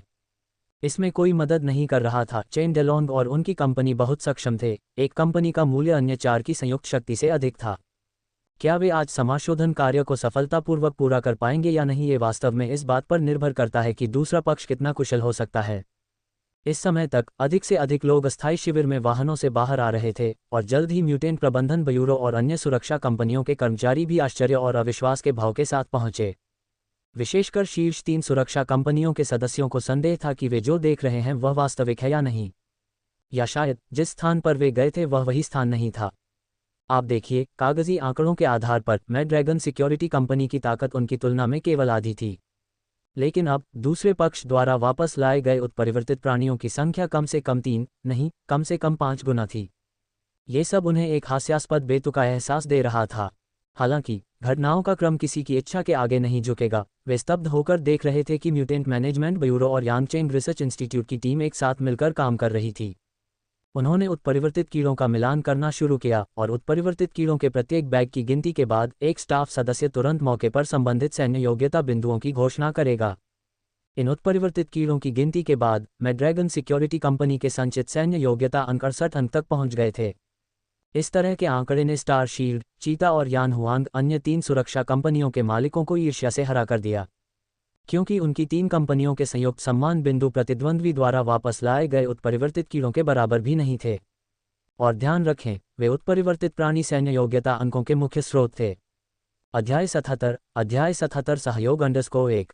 उस समय स्टार शील्ड सिक्योरिटी कंपनी के बॉस वुकुन, चीता सिक्योरिटी कंपनी के बॉस लियू गुआंग और यान हुआंग सिक्योरिटी कंपनी के बॉस सोंग युवानलिन ने एक दूसरे पर नजरें डालीं। प्रत्येक ने दूसरों की आंखों में सावधानी और बेबसी देखी। मूल रूप से उनमें से प्रत्येक ने एक दूसरे को अपना सबसे बड़ा प्रतिस्पर्धी माना था। ये प्रतियोगिता भी कल रात से ही शुरू हो गई थी, लेकिन उनमें से किसी को भी उम्मीद नहीं थी कि अब एक अज्ञात कंपनी ने अचानक बढ़त ले ली है। हालांकि चेन डेलॉन की मैड्रैगन सिक्योरिटी कंपनी ने अभी तक अंतिम जीत हासिल नहीं की थी, लेकिन आंखों वाला कोई भी व्यक्ति देख सकता था कि कौन सी सुरक्षा कंपनी अधिक मजबूत थी। इस समय केवल हेयाओ सिक्योरिटी कंपनी के किन याओवन ही शांत स्वभाव बनाए रखने में कामयाब रहे। यात्रा शुरू होने से पहले चेन डेलॉन के साथ उनकी बातचीत उनके दिमाग में फिर से उभर आई। दूसरे पक्ष ने उसके साथ सहयोग करने को सिरे से खारिज नहीं किया था, बल्कि वह केवल पहल करना चाहता था। पहले वह निश्चित रूप से सहमत नहीं होता, लेकिन पिछले आधे घंटे का झटका बहुत बड़ा था। हेयो सिक्योरिटी कंपनी के 150 लोगों में से 15 गंभीर रूप से घायल हो गए और 3 की मौत हो गई, जो पहले से ही उनकी सेना के 10वें हिस्से से अधिक थी। इससे भी अधिक भयावह बात यह थी कि इतने बड़े बलिदान के बावजूद उन्हें केवल 19 सैन्य योग्यता अंक प्राप्त हुए थे। खुद को मानद लेफ्टिनेंट के रूप में पदोन्नत करने के लिए इस विनाश मिशन का उपयोग करने की उनकी पिछली योजना को अब विफल घोषित किया जा सकता है। लेकिन अब, जैसा कि कहा जाता है, हर बादल में एक उम्मीद की किरण होती है। जब तक उन्होंने चेन डालोन के साथ सहयोग किया, उन्हें कम से कम रेड स्टार टेक से दीर्घकालिक प्रमुख ऑर्डर का हिस्सा मिल सकता था। जबकि सभी ने अपनी अपनी योजनाएं बनाई, सैन्य योग्यता अंकों का मिलान जारी रहा। कुल मिलाकर बहुत अधिक उत्परिवर्तित प्राणी नहीं थे, केवल 28, जिनमें से अधिकांश उत्परिवर्तित सांप और पक्षी थे। छोटी संख्या के कारण मिलान प्रक्रिया त्वरित थी और जल्द ही सैन्य योग्यता अंकों की गणना की गई। उन्होंने कुल 83 अंक प्राप्त किए थे। पिछले 68 अंकों को जोड़कर वर्तमान सैन्य योग्यता अंक अब 151 हो गए हैं। जब चेन डेलॉन ने टैली सुनी तो उसकी सांसें कुछ तेज हो गईं। अधिक महत्वपूर्ण बात यह थी कि लेवल 2 उत्परिवर्तित मकड़ी की अभी तक गणना नहीं की गई थी। इस समय प्रोफेसर लियू जी उत्परिवर्तित मकड़ी के सामने खड़े थे और उत्परिवर्ती प्रबंधन ब्यूरो के कर्मचारियों से बात कर रहे थे। यह एक दूसरे चरण की उत्परिवर्तित मकड़ी है। आपको ये भी पता होना चाहिए कि दूसरे क्रम के उत्परिवर्तित जीव कितने भयानक होते हैं। इसके अलावा मुझे पता चला है कि मैड्रैगन सिक्योरिटी कंपनी ने अपने क्षेत्र में युद्ध की लूट के रूप में बड़ी संख्या में उत्परिवर्तित प्राणियों को प्राप्त किया है, जिसमें सबसे बड़ा उत्परिवर्तित ग्रेलेगूज भी शामिल है। स्पष्ट रूप से खतरे के स्तर के आधार पर यह कम से कम खतरे की सूची के शीर्ष 50 में शुमार हो सकता है। आमतौर पर इस उत्परिवर्तित स्पाइडर को 50 सैन्य योग्यता अंकों के लिए बदला जा सकता है। अब जब सफाई अभियान की गणना 2 गुने अंकों पर की जा रही है, तो 100 अंक देना अत्यधिक नहीं होना चाहिए, ठीक है? टीम लीडर हुआरुई लियू जी ने विस्तार से बात की, क्योंकि वह चेन डालों के लिए लाभ सुनिश्चित कर रहे थे। इसका कारण निश्चित रूप से वह चाहते थे कि दूसरा पक्ष अधिक उत्परिवर्तित जीव नमूने एकत्र करने के लिए और भी अधिक मेहनत करे। और जहां तक सवाल है कि क्या बहुत अधिक सैन्य योग्यता अंक जारी करना एक समस्या होगी, ये सेना का मामला था, उसकी चिंता का नहीं। उनके शब्दों के कारण भीड़ में से कई लोगों की सांसें थम गईं। 3 मालिकों वुकुन, लियू गुआंग और सोंग युवानलिन की आंखें और भी अधिक लाल हो गईं। किन याओवन ने अपने दिल में अशांति को जबरन दबा दिया, अपनी अभिव्यक्ति को उदासीन रखने की कोशिश की। जहां तक चेन डालों की बात है, उसका मुंह सूख गया और उसे प्यास लगी। इस समय उन्होंने लियू जी को असाधारण रूप से अनुकूल पाया। तभी उनकी नज़र म्यूटेंट मैनेजमेंट ब्यूरो के टीम लीडर हुआरुई पर टिकी रही। हुआरुई ने सीधे उत्तर दिया, बिल्कुल भी अति नहीं, यह उचित है। हालांकि उन्हें लगा कि यह परिवर्तित प्राणी केवल 80 सैन्य योग्यता अंकों के लायक है, ये भुगतान करने के लिए उनका पैसा नहीं था, इसलिए स्वाभाविक रूप से उन्होंने प्रोफेसर लियू जी के चेहरे को खारिज नहीं किया। एक तरफ खड़े होकर झांग जी ने अपना मुंह खोला, लेकिन अंततः चेन डालों की एक अलौकिक व्यक्ति के रूप में पहचान और उनके द्वारा प्रदर्शित क्षमताओं को ध्यान में रखते हुए उन्होंने कोई विरोध नहीं करने का फैसला किया। सैन्य उपलब्धियों का मिलान करने के बाद कुल 251 अंक थे। फॉर्म भरे गए और अंततः झांग जी को उनके हस्ताक्षर के लिए भेज दिए गए। अपना मन बना लेने के बाद झांग जी ने अब संकोच नहीं किया और तेजी से अपने नाम पर हस्ताक्षर कर दिए। साथ ही चेन डालोंग को प्रोत्साहित करना नहीं भूले। आपने बहुत अच्छा प्रदर्शन किया, मुझे आशा है कि आप उत्कृष्टता जारी रख सकते हैं। मिशन पूरा करने की गारंटी, चेन डेलोंग ने जोर से कहा मानो कोई सैन्य फरमान जारी कर रहा हो। इस रवैये से झांग जी बहुत प्रसन्न हुए। फिर उन्होंने उन क्षेत्रों के बारे में संक्षेप में पूछताछ की जिन्हें चेन डालोंग ने आगे साफ करने की योजना बनाई थी। इन मामलों में छिपाने के लिए कुछ भी नहीं था और चेन डालोंग ने उसे सीधे बताया। जल्द ही झांग जी चले गए। उसे युद्ध योजना को समायोजित करना पड़ा क्योंकि चेन डालोंग उसके हाथ में सबसे बड़ा कार्ड बन गया था। उनकी ओर से एक सुरक्षा कंपनी कम हताहतों वाली 200 सदस्यीय बटालियनों की बराबरी कर सकती थी। इस स्थिति में वह यथासंभव दूसरे पक्ष को समायोजित करेगा। कैप्टन झांग जी के जाने के साथ मैदान पर माहौल अचानक अजीब हो गया, विशेष रूप से वु कुन, लियू गुआंग और सोंग युवानलिन के लिए, जिनकी निगाहें चेन डालोंग की ओर सूक्ष्मता से चमकने लगीं। उनकी पिछली शैलियों के अनुसार एक मजबूत प्रतिद्वंद्वी के अचानक उभरने से तीनों कंपनियों को एकजुट होकर उसे दबाने के लिए मजबूर होना पड़ा होगा। हालांकि वर्तमान प्रतिद्वंद्वी इतना मजबूत था कि उनकी संयुक्त सेना की भी जीत निश्चित नहीं थी। इससे भी महत्वपूर्ण बात यह है कि शुरू से ही चेन डालोंग के प्रति झांग जी का रवैया काफी सौहार्दपूर्ण था, जिससे वे कुछ हद तक भ्रमित हो गए थे। इसने उन्हें अपनी प्रत्यक्ष या गुप्त रणनीति का उपयोग करने का साहस करने से रोक दिया। इस स्थिति को देखते हुए एकमात्र विकल्प जो वे सोच सकते थे वह ये था कि यदि आप उन्हें हरा नहीं सकते हैं तो उनके साथ जुड़े मैं ड्रैगन सिक्योरिटी कंपनी के साथ सहयोग करें। लेकिन उन्होंने अभी तक अपना मन नहीं बनाया था जब किन याओवन, जो उनके बगल में थे, बिना किसी हिचकिचाहट के आगे बढ़े। चेन, आप वास्तव में दुर्जेय हैं। एक ही बार में इतने सारे उत्परिवर्तित प्राणियों को वापस लाना, मैं स्तब्ध हूँ, किन याओवन ने अपने चेहरे पर मुस्कान के साथ कहा। भाई, जब मैंने एक महान व्यक्ति को देखा तो मैं वास्तव में उसे पहचान नहीं पाया। मुझे नहीं पता कि आप मुझे मदद दे सकते हैं या नहीं, लेकिन हमारे पिछले सहयोग के संबंध में हम हर चीज़ में आपके नेतृत्व का अनुसरण कर सकते हैं, किन याओवन ने मुस्कुराते हुए कहा। उनका रवैया अब पहले की तुलना में कई गुना अधिक सम्मानजनक था। चेन डालोंग ने थोड़ा भौहें चढ़ाईं। दूतों के अनुरक्षण की शक्ति का व्यक्तिगत रूप से अनुभव करने के बाद वह जानता था कि उसे किसी सहयोगी की आवश्यकता नहीं है। जैसे ही वह मना करने वाला था, अचानक ब्लूटूथ ईयरपीस के माध्यम से लॉर्ड पैरेट की आवाज़ आई, इसके लिए सहमत हूँ। दोनों इस समय कॉल पर थे, इसलिए ये फैंग सुन सकते थे कि चेन की ओर से क्या कहा जा रहा था। ये फैंग को इसकी परवाह नहीं थी कि केक साझा किया जाएगा या नहीं, उनके लिए पैसा कोई मायने नहीं रखता था क्योंकि वे अधिक सामाजिक प्रभाव चाहते थे। उसके लिए किसी अन्य सुरक्षा कंपनी में काम करना निस्संदेह एक बेहतर विकल्प था। उत्परिवर्तित तोते को ये कहते हुए सुनकर इनकार के शब्द जो चेन डालोंग बोलने वाले थे उन्हें जबरदस्ती निगल लिया गया। वह तुरंत बोला, ठीक है, कोई बात नहीं। किन याओवन थोड़ा अचंभित हो गया। वह गंभीर रूप से शोषण किए जाने के लिए तैयार था, लेकिन उसने कभी नहीं सोचा था कि दूसरा पक्ष इतनी आसानी से सहमत हो जाएगा। धन्यवाद चेन, अब से हेयाओ सिक्योरिटी कंपनी दिशा निर्देश के लिए आपकी ओर देखेगी, बस मुझे आदेश दें और आपको जो भी चाहिए मैं वह करूंगा, किन याओवन ने इस एहसास के तुरंत बाद कहा। अध्याय 78 मानसिकता में परिवर्तन _1। हाँ, इस पर चर्चा करना आसान है, चलो एक तरफ बैठकर बात करते हैं। चेन डालोंग दिल खोलकर हंसे, अपना हाथ किन याओवन के कंधे पर रखा और किनारे की ओर चल दिए। एक बार जब वे समाशोधन पर पहुंचे तो चेन डालोंग ने स्पष्ट रूप से बोलते हुए अपने ईयरपीस के माध्यम से लॉर्ड पैरेट के निर्देशों को सुना। आपने हमारी मैं ड्रैगन सिक्योरिटी कंपनी की ताकत देखी है और हम निश्चित रूप से सख्ती से विकास करने जा रहे हैं। मेरा लक्ष्य स्टार शील्ड सिक्योरिटी कंपनी की स्थिति को बदलना और निर्विवाद रूप से सबसे मजबूत सुरक्षा कंपनी बनना है। हालांकि आप ये भी जानते हैं कि यह कैसा है, उनके पैसे को अवरुद्ध करने से निश्चित रूप से हमें नुकसान होगा। यही कारण है कि मैं आपके साथ सहयोग करना चाहता हूं। आप पहले शीर्ष 3 सुरक्षा कंपनियों में थे, इसलिए आपके पास अभी भी कनेक्शन होना चाहिए, है ना? मैं ज़्यादा कुछ नहीं मांग रहा हूं, बस अधिकारियों की परेशानियों को दूर करने में मेरी मदद करें। जहां तक रेड स्टार टेक से मुनाफे की बात है, हम आपको निराश नहीं करेंगे। जब मेरी मैं ड्रैगन सिक्योरिटी कंपनी शीर्ष पर पहुंच जाएगी तो मैं आपको शीर्ष 3 पदों पर बहाल कर दूंगा। किन याओवन को पता था कि चेन डेलोंग सिर्फ एक बड़ी पाई पेंटिंग कर रहा था, लेकिन वह अभी भी ललचा रहा था।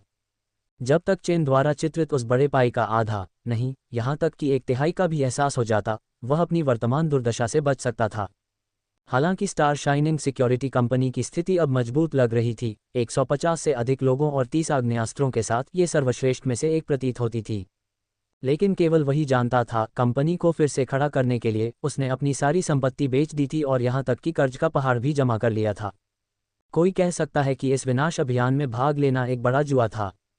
डोंगलिन पर्वत श्रृंखला में जोखिमों के बारे में उनका पूर्व आकलन पूरी तरह से गलत था और वह पहले ही वह शर्त हार चुके थे।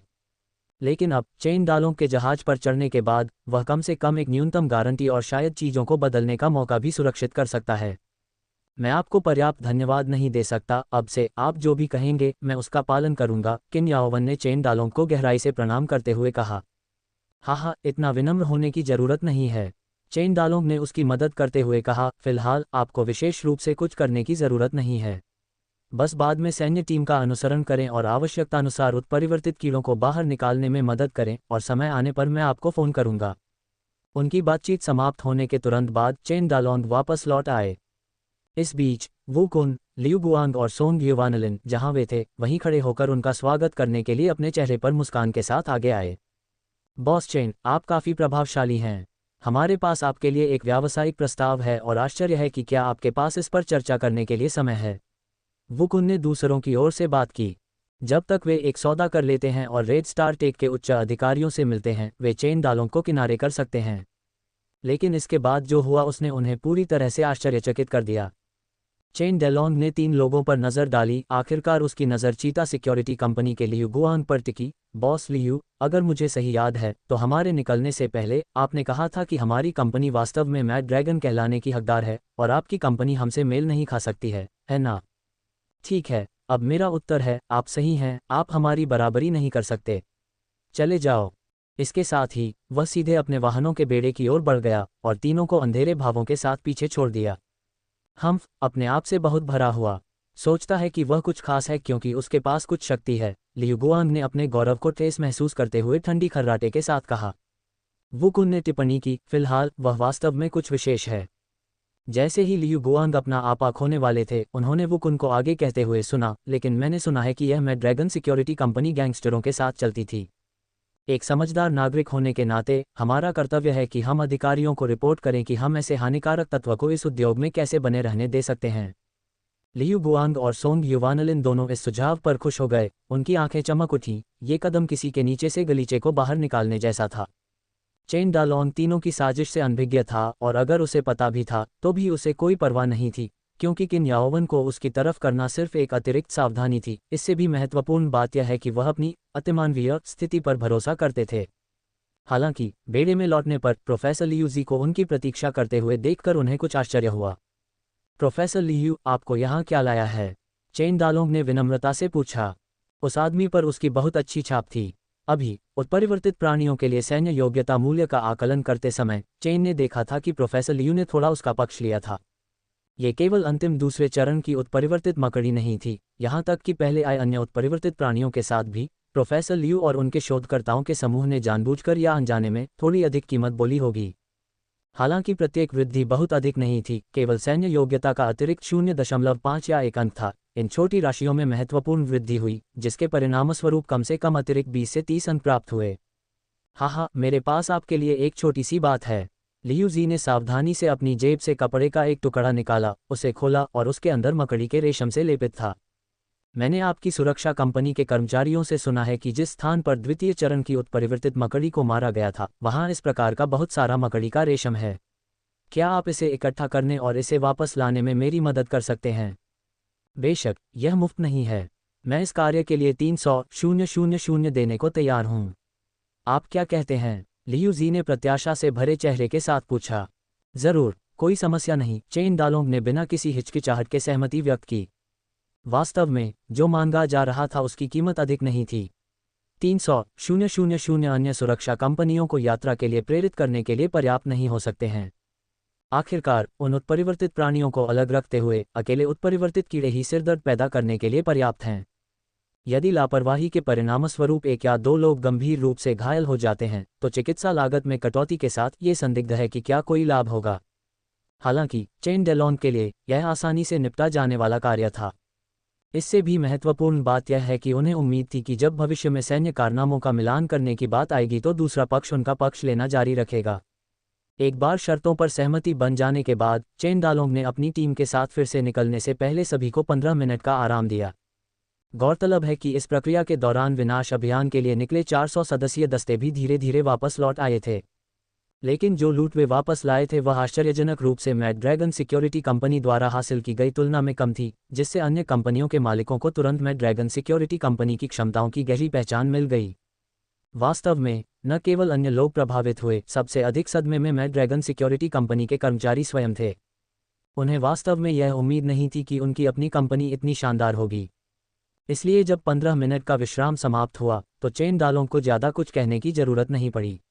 मानसिकता में जबरदस्त बदलाव के साथ हर कोई ऊर्जावान ढंग से कतार में खड़ा हुआ। ये दृश्य देखकर चेन डेलॉन भी थोड़ा भावुक हो गए और आह भरी। घर छोड़ देना, वह आगे बढ़कर रास्ता दिखाते हुए जोर से चिल्लाया। वे सबसे पहले उस स्थान पर गए जहां उत्परिवर्तित मकड़ी को मारा गया था और मकड़ी के रेशम को इकट्ठा करके एक विशेष सफ़ेद प्लास्टिक बैग में पैक किया। फिर उन्होंने आधिकारिक तौर पर विनाश का एक नया दौर शुरू किया। पहले की तरह चेन डेलॉन, जैसे कि उसने तीसरी आंख खोल ली हो, सीधे उन स्थानों की ओर चला गया जहां उत्परिवर्तित प्राणी छिपे हुए थे। जब तक उन्हें उत्परिवर्तित प्राणी मिले जिनके पास लोग और बंदूकें थीं, तब तक उनसे निपटना बस उन्हें पकड़ने जैसा ही था। इसके अलावा पिछले अनुभव के साथ सुरक्षा कंपनी में कर्मचारियों की सतर्कता निस्संदेह बढ़ गई थी और निम्नलिखित कार्यों में चोटों की संख्या में काफ़ी कमी आई थी। आधे घंटे बाद हर कोई या तो एक उत्परिवर्तित प्राणी को कंधा दे रहा था या उत्परिवर्तित कीड़ों का एक बैग ले जा रहा था। लूट से भरी एक और वापसी। आपकी 5 बजे की दिशा, 200 मीटर आगे बढ़ें और आपको एक घास का मैदान दिखाई देगा। वहाँ 5 उत्परिवर्तित गज़ेल हैं। नेता दूसरे चरण का है। दूसरों को किसी मुद्दे को देखने से रोकने के लिए मैं हमेशा उन्हें गंभीर रूप से घायल नहीं कर सकता। आपको पहला कदम उठाने की ज़रूरत है। ये बाद में भागने की कोशिश करेगा। आप दूसरों से अलग हो जाएं और अकेले इसका पीछा करें और मैं इसे संभालने में आपकी मदद करूंगा। उत्परिवर्तित तोते की आवाज़ ब्लूटूथ ईयरपीस से आए। चेन डेलॉन्ग ने यह दिखाने के लिए हल्के से खांसा कि वह समझ गया है। फिर क्षेत्र का गंभीरता से सर्वेक्षण करने का नाटक करने के बाद वह सीधे उस दिशा में चला गया जिसे उत्परिवर्तित तोते ने संकेत दिया था। जहां तक ये बात है कि क्या अन्य लोग किसी मुद्दे पर ध्यान देंगे, इससे कोई फर्क नहीं पड़ता। 3 शब्द, अलौकिक शक्तियां, सब कुछ समझा सकती हैं। हालांकि इस बार वह अतिरिक्त सावधानी के साथ आए, साथ ही सभी को यथासंभव अपनी आवाज़ कम करने का निर्देश दिया। जब हर कोई एक पहाड़ी को पार कर गया तो उन्होंने नीचे घास का मैदान और 5 उत्परिवर्तित चिकारे देखे जो चर रहे थे। ये दृश्य देखकर कई लोगों की आंखें फैल गईं और उनकी सांसें थम गईं, क्योंकि सबसे बड़ी चिकारा 3 मीटर ऊंची और 5 मीटर लंबी, संभवतः 2 से 3 टन वजनी थी। बिना किसी संदेह के यह एक और प्राणी था जो इसे खतरे की सूची में शामिल कर सकता था। अध्याय 79, चाकू चलाने वाला बड़ा पीला कुत्ता _1। अपने आप को तैयार करें, इस मिशन के लिए यही हमारा लक्ष्य है, चेन डालोंग ने धीमी आवाज में कहा। उसका स्वर कुछ उत्साहित था। चूंकि उत्परिवर्तित गज़ेल उत्परिवर्तित मकड़ी से बहुत बड़ी थी, इसलिए अकेले आकार के आधार पर अधिक सैन्य उपलब्धि हासिल करने की उम्मीद थी। इसके अलावा सेकंड ऑर्डर गज़ेल के अलावा शेष 4 फर्स्ट ऑर्डर गज़ेल भी आकार में काफ़ी बड़े थे। यद्यपि बहुत अधिक टन नहीं, उनमें से प्रत्येक निश्चित रूप से 1000 पाउंड से अधिक का था। हालांकि चेन डालों के उत्साह के विपरीत टीम के बाकी सदस्यों के चेहरों पर भाव कहीं अधिक सतर्क थे। बॉस, क्या इस चीज़ को लेना बहुत खतरनाक है? अगर यह उत्परिवर्तित जंगली सुअर से भी तेज दौड़ता है और अगर यह हमारे गठन में हमला करता है। ली हुओशिंग ने अपना वाक्य पूरा नहीं किया, लेकिन हर कोई समझ गया कि उसका क्या मतलब था। यहाँ तक कि साधारण गज़ेल्स भी तेज धावक होती हैं, उत्परिवर्तित गज़ेल्स की तो बात ही छोड़ दें। यदि कोई उस आकार से चार्ज करेगा तो प्रभाव पड़ने पर यह संभवतः घातक होगा। उपस्थित सभी लोग इसकी कल्पना कर सकते थे, चाहे उन्होंने उत्परिवर्तित जंगली सुअरों या उत्परिवर्तित भैंसों के हमलों का अनुभव किया हो। उनके चेहरे पर एक अनैच्छिक भय का भाव उभर आया। चेन डेलॉन्ग ने सीधे तौर पर जवाब नहीं दिया, लेकिन विश्लेषण किया। उत्परिवर्तित जंगली सुअर को मारने के लिए मुझे लगभग 100 गोलियां लगीं और उनमें से केवल 1/3 कवच भेदी थीं। इस उत्परिवर्तित गज़ेल के आकार को ध्यान में रखते हुए इसकी रक्षात्मक शक्ति स्पष्ट रूप से उतनी मजबूत नहीं है। मुझे लगता है कि लगभग 50 कवच भेदी गोलियां इसे खत्म करने के लिए पर्याप्त होनी चाहिए। तो आइए हम सभी कुछ कवच भेदी गोलियां निकालें और उन्हें लियू वेनहुआ और जी गुवांजोंग को सौंप दें। हम उन्हें शूटिंग के लिए विशेष रूप से कवच भेदी गोलियों का उपयोग करने देंगे और हमारी समन्वित मारक क्षमता के साथ कोई बड़ी समस्या नहीं होनी चाहिए। जैसे ही वह बोला, उसकी नज़र अनिवार्य रूप से 2 स्नाइपर्स लियू वेनहुआ और जी गुवानजोंग पर गई। नज़रों का आदान प्रदान करने के बाद लियू वेनहुआ ने कहा, हमने इसकी दौड़ने की गति कभी नहीं देखी है, इसलिए हम सफलता की गारंटी नहीं दे सकते। लेकिन अगर इसकी गति उत्परिवर्तित मकड़ी की तुलना में 2 गुनी से अधिक नहीं है, तो हम 70% से अधिक आश्वस्त हैं कि हम इसे मार गिरा सकते हैं। ठीक है, उस स्थिति में चलो बाहर चलें। चेन डालोंग ने तुरंत घोषणा की। टीम के बाकी सदस्य तुरंत तैयार हो गए। प्रत्येक ने अपनी अपनी शूटिंग स्थिति ढूंढ ली। चेन डालोंग लियू वेनहुआ और जी गुवानजोंग से जुड़ गए। उन्हें अपने आग्नेयास्त्रों को सावधानी से समायोजित करते हुए देखकर, उनकी घबराहट को समझते हुए, वह उनके कंधों को थपथपाने से खुद को रोक नहीं सका। आराम करो, अपने आप पर बहुत अधिक दबाव मत डालो। अगर कुछ भी गलत होता है तो मैं अभी भी यहाँ हूँ। आपको शायद मेरी पहचान के बारे में कुछ अनुमान होगा, चेन डालोंग ने उन्हें आश्वस्त किया, फिर एक बड़ा छुरा उठाया और समूह में सबसे आगे चले गए। उस क्षण उसके चारों ओर एक ऐसी आभा थी मानो एक आदमी 10,000 शत्रुओं के विरुद्ध मार्ग की रखवाली कर रहा हो। उनके बढ़ते कद को देखकर सभी का आत्मविश्वास बढ़ गया और उनकी चिंता कम हो गई। लेकिन अगर कोई चेन डेलॉन के चेहरे को करीब से देख सके तो उन्हें पता चलेगा कि वह भी घबराहट से भरा हुआ था। भगवान तोता, क्या ये सचमुच ठीक रहेगा? चेन डालोंग ने शांत स्वर में पूछा। चिंता मत करो, मैं तुम्हें कुछ नहीं होने दूंगा। तुम्हें अभी अपनी ताकत दिखाने की जरूरत है, अन्यथा तुम बाद में उनका पीछा कैसे कर पाओगे? उत्परिवर्तित तोते की सधी हुई आवाज सुनाई दी।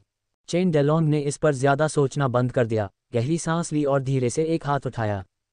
ये भाव देखकर सभी ने अपनी अपनी बंदूकें तान लीं। वाह! अगले ही पल उसका हाथ नीचे गिर गया। Bang bang bang bang bang. जंगल में अचानक गोलियों की तीव्र बौछार शुरू हो गई। अप्रत्याशित घात ने 5 उत्परिवर्तित गजेल्स को पूरी तरह से आश्चर्यचकित कर दिया और वे सभी इसकी चपेट में आ गए। गोलियों की पहली बौछार के बाद 4 फर्स्ट ऑर्डर गजेल्स खून से लथपथ हो गए, प्रत्येक को 4 या 5 गोलियां लगीं। भले ही वे मरे नहीं थे, फिर भी उन्होंने सारी गतिशीलता खो दी थी। लेकिन सेकंड ऑर्डर गजेल अलग थी।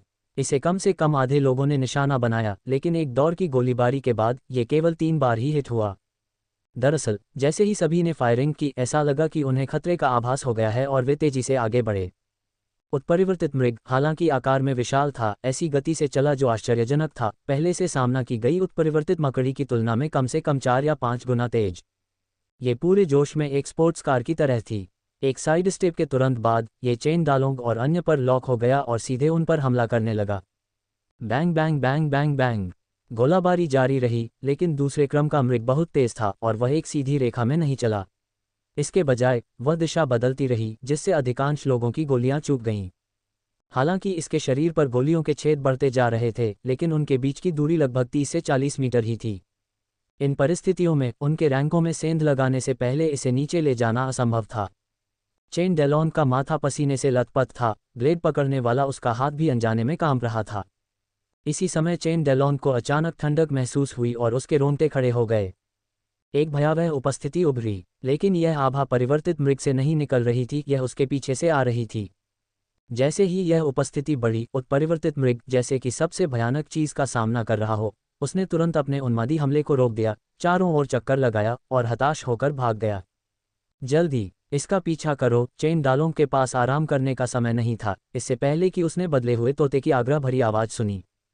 सोचने का समय दिए बिना वह एक हाथ में चाकू और दूसरे हाथ में बंदूक थामे तेज गति से उड़ गया और पलक झपकते ही सभी की नजरों से ओझल हो गया।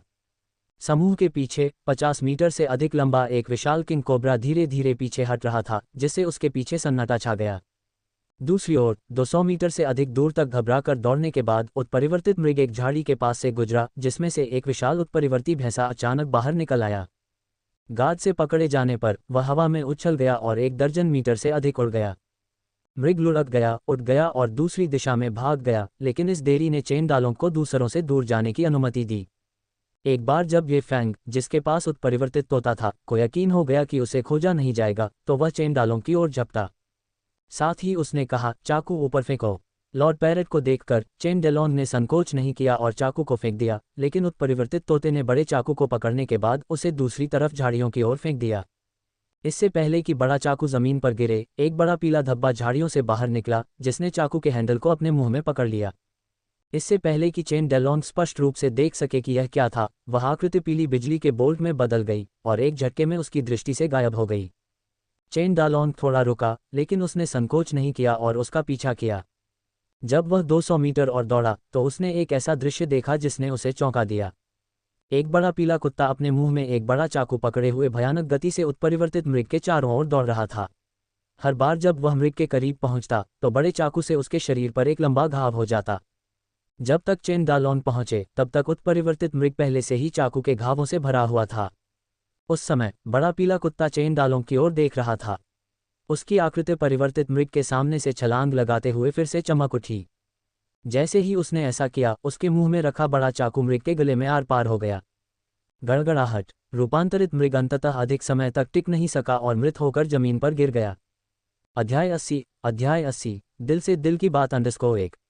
चेन डालोंग अपने सामने के दृश्य को आश्चर्य से देखता रहा। उसने सपने में भी कभी तलवार लहराते बड़े पीले कुत्ते की कल्पना नहीं की थी। आपकी मदद करने के लिए ये वास्तव में काफ़ी परेशानी भरा है। मूल रूप से मैं इसे एक बार में ही काट कर मार सकता था, लेकिन अब मुझे इसे तलवार से काट कर मारना होगा, उत्परिवर्तित तोते ने इस समय नीचे उड़ते हुए कहा। जैसे ही चेन डालोन कुछ कहने ही वाला था, उसने बड़े पीले कुत्ते को मुंह में तलवार लिए हुए आते देखा। अपने ऊपर चढ़े विशाल कुत्ते को देखकर चेन डेलोंग जोर से निगलने से खुद को नहीं रोक सका, भले ही वह जानता था कि इसे उसे कोई नुकसान नहीं होगा। बड़े पीले कुत्ते ने तलवार जमीन पर उगल दी, फिर चेन डालोंग पर वूफ चिल्लाया। चेन डेलोंग ने जबरन मुस्कुराने में कामयाबी हासिल की और अजीब तरह से अपना सिर घुमाकर उत्परिवर्तित तोते की ओर देखा। भगवान तोते, क्या आप कुत्ते दूत ने जो कहा है उसका अनुवाद कर सकते हैं? वूफ! ये सुनकर बड़ा पीला कुत्ता फिर से दांत निकालकर भौंकने लगा। ये कहता है कि यह डॉग एंड वॉय शीर्षक से बहुत असंतुष्ट है, उत्परिवर्तित तोता ने कहा। चेन डालोंग के माथे पर तुरंत ठंडा पसीना आ गया। उसे इसे क्या कहना चाहिए? महान दूत, पीला दूत या महान पीला दूत? सौभाग्य से चेन डेलोंग ने तुरंत प्रतिक्रिया दी और सम्मानपूर्वक कहा, महान दूत। बड़े पीले कुत्ते ने तब संतुष्टि में सिर हिलाया और उत्परिवर्तित तोते ने कहा, पहले वह आपसे पूछ रहा था कि उसकी तलवार चलाने की कला कैसी थी। बिग येलो डॉग के कब्जे में ये फैंग ने अभी अभी चालों की झड़ी लगा दी थी और स्वाभाविक रूप से वह दूसरों की राय सुनना चाहता था। अफसोस कि कुत्तों के पंजे तलवारें नहीं पकड़ सकते, अन्यथा उसे लगा कि वह 3 स्वॉर्ड स्टाइल का प्रदर्शन कर सकता था। बेशक यह अच्छा था, यह बिल्कुल शानदार था, शक्ति का एक बेजोड़ प्रदर्शन। चेन डेलोंग ने प्रशंसा की। वास्तव में? तो क्या आप विस्तार से बता सकते हैं कि वास्तव में इसमें क्या अच्छा था? परिवर्तित तोते ने गहरी दिलचस्पी से पूछा।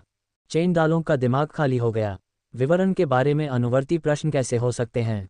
उसे लगा कि उसके माथे पर पसीना फिर से फूटने वाला है, लेकिन तुरंत सोचने के एक झटके में उन्होंने तुरंत कहा, तलवारबाजी का सबसे अच्छा हिस्सा निश्चित रूप से इसकी अंतिम गति है। आखिरकार सभी मार्शल आर्ट में गति ही सार है। ये सुनकर परिवर्तित तोते ने संतुष्टि के साथ सिर हिलाया, सही कहा। चेन डालोंग ने अंदर ही अंदर राहत की सांस ली। जैसे ही वह कुछ कहने ही वाला था, उसने ऊपर देखा और बड़ा पीला कुत्ता और रूपांतरित तोता दोनों गायब हो गए थे। चेन डालोंग बैठकर उस तमाशे को पचाना चाहते थे जो उन्होंने अभी देखा था, लेकिन स्थिति ने इसकी अनुमति नहीं दी। दूसरों के आने से पहले उसे ढीले सिरों को बांधना था। बड़ी कृपाण उठाकर वह मृत उत्परिवर्तित गजेल के पास पहुंचा। सबसे पहले उसने एक स्वचालित राइफल से उसके शरीर में 1 दर्जन गोलियां दागी, फिर कृपाण से कुछ महत्वपूर्ण क्षेत्रों पर हमला किया और अंत में उसने अपने कपड़ों पर कुछ ताज़ा खून लगा लिया। ये लगभग सही होना चाहिए, उसने सोचा। ये सुनिश्चित करने के लिए कि कोई गलती न हो, खुद का निरीक्षण करने के बाद चेन डालोंग ने उत्परिवर्तित गजेल के शरीर को वापस खींचने का फैसला किया। हालांकि उसे शर्मिंदगी उठानी पड़ी, 800 पाउंड से अधिक की अपनी वर्तमान ताकत के साथ भी वह इसे हिला नहीं सका। लेकिन वह जल्दी में नहीं था। वह बस लाश पर बैठ गया और इंतजार करता रहा। कुछ ही देर में उसे दूर के जंगल से रुक रुक कर आने वाली आवाज़ें सुनाई देने लगीं। साफ तौर पर कोई आ रहा था, लेकिन तेजी से नहीं और थोड़ी सी आशंका के साथ भी। मैं यहाँ पर हूँ, चेन डालोंग चिल्लाया।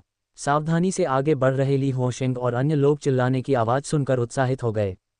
मालिक वहाँ है, जल्दी करो, उसने कहा और उसने अपने साथ ले जा रहे उत्परिवर्तित मुर्गे को गिरा दिया और अपनी बंदूक के साथ तीव्र गति से दौड़ पड़ा। अन्य हथियारबंद सदस्यों ने भी तुरंत उसका अनुसरण किया। विशेष रूप से लियू वेनहुआ और अन्य सेवानिवृत्त सैनिक अपनी बेहतर शारीरिक शक्ति के साथ सबसे तेज दौड़े। जब वे काफ़ी करीब आ गए और उनके पास छिपने के लिए पेड़ नहीं थे, तो उन्होंने एक ऐसा दृश्य देखा जिसे वे कभी नहीं भूलेंगे। उन सभी को इस बात की स्पष्ट समझ थी कि उनकी संक्षिप्त मुठभेड़ से उत्परिवर्तित गजेल कितनी शक्तिशाली थी। इन युद्ध कठोर दिग्गजों को इसमें कोई संदेह नहीं था कि यदि उत्परिवर्तित गजेल निर्णायक क्षण में दूर नहीं गई होती तो उनकी आधी से अधिक टीम नष्ट हो गई होती। हालांकि उन्हें ये समझ में नहीं आया कि उत्परिवर्तित गजेल ने आखिरी क्षण में भागने का फैसला क्यों किया या चेन डालोंग उसका पीछा करने में कैसे कामयाब रहे। फिर भी उन्होंने जो कुछ भी अनुभव किया था उसने उन्हें अंदर तक झकझोर कर रख दिया था। उनकी आशाओं के अनुसार सबसे अच्छा परिणाम यह होगा कि परिवर्तित चिकारा भाग जाएगा और चेन डालोंग सुरक्षित रूप से लौट आएगा। लेकिन इस समय विशाल रूपांतरित चिकारा जमीन पर पड़ी थी, चाकू के अनगिनत घावों से ढकी हुई थी और लगभग कोई भी बरकरार त्वचा नहीं थी। और चेन डेलोंग, ये प्रतीत होता है कि तुच्छ मानव इसके शीर्ष पर लापरवाही से बैठा था।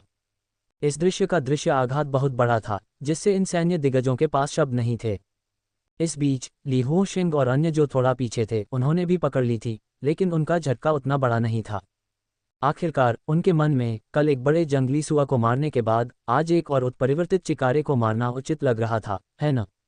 इस बात पर ध्यान केंद्रित करने के बजाय कि चेन डेलोंग ने उत्परिवर्तित चिकारे को कैसे मारा, वे इस बारे में अधिक चिंतित थे कि क्या वह घायल हो गया था। बॉस, क्या आप ठीक हैं? ली हुओशेंग जल्दी से पूछने के लिए दौड़े।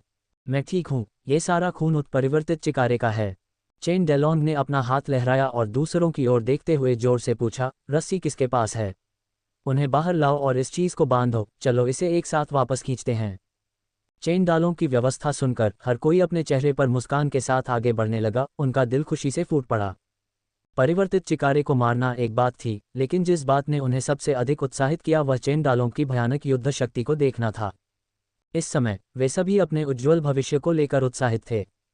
जहां तक उन सेवानिवृत्त सैनिकों की बात है तो वे भी अब तक सदमे से उबर चुके थे।